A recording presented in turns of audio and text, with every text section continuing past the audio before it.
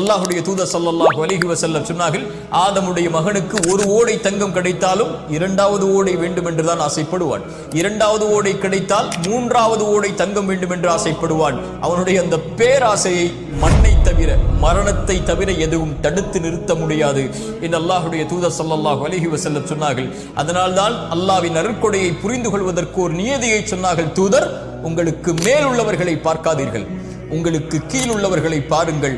அப்போதுதான் அல்லாஹ்வின் அருட்கொடையை நீங்கள் உணர்ந்து கொள்ள முடியும். அல்லாஹ்வுடைய தூதர் ஸல்லல்லாஹு அலைஹி வஸல்லம் சொன்னார்கள், அவன் வெற்றி அடைவான் யார்? அவன் அல்லாஹ்விற்கு கட்டுப்பட்டு, அல்லாஹ் ரப்புல் ஆலமீன் போதுமான வாழ்வாதாரத்தை அவனுக்கு கொடுத்து, அல்லாஹ் கொடுத்ததை கொண்டு குறைவுபடாமல் நிறைவோடு வாழக்கூடியவன் வெற்றி பெறுவான். அல்லாஹ்வுடைய தூதர் மேலும் சொன்னார்கள், அழகிய செய்தி.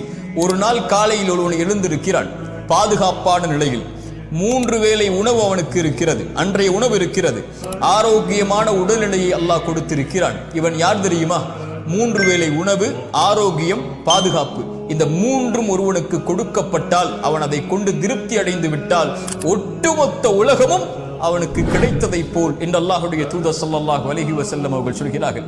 இன்று மனிதன் அது இல்லை, இது இல்லை, எனக்கு அல்லாஹ் அதை கொடுக்கவில்லை, இதை கொடுக்கவில்லை என்று அல்லாஹ் கொடுத்ததை மறந்து விடுகிறான். தூதர் ஸல்லல்லாஹு அலைஹி வஸல்லம் யாரை முன்னுதாரணமாக சொல்லுவது?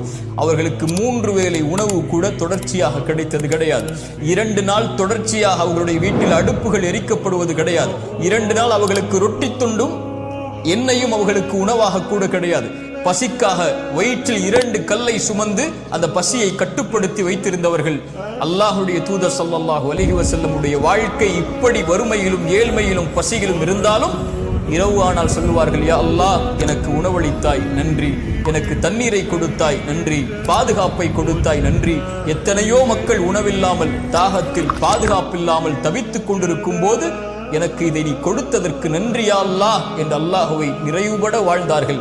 எத்தனையோ கவலைகள் சூழப்பட்டது, எத்தனையோ பிரச்சனைகள் சூழப்பட்டது, எத்தனையோ போர்க்களங்கள் சூழப்பட்டது. ஆனால் திருப்தி அடைந்த உள்ளத்துடைய வாழ்வை அல்லாஹ்வுடைய தூதர் வாழ்ந்தார்கள்.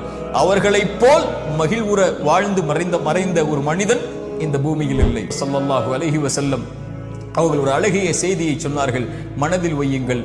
எந்த ஒரு ஆத்துமாவும் இந்த உலகத்திலே மரணிக்காது, அல்லாஹ் கொடுத்த வாழ்வாதாரத்தை முழுமையாக்காமல்.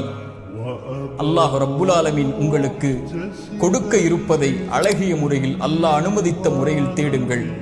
உங்களை பேராசை மிகைத்து அல்லாஹ் தடுத்த முறையில் ஒருபோதும் வாழ்வாதாரத்தை தேடிவிடாதீர்கள்.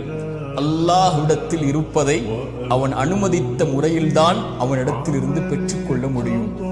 அல்லாஹ் உங்களுக்கு தேடி ஒன்றை